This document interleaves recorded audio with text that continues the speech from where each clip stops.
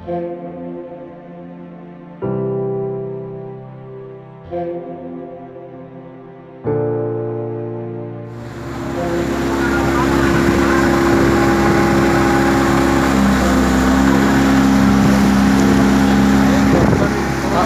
bana girin.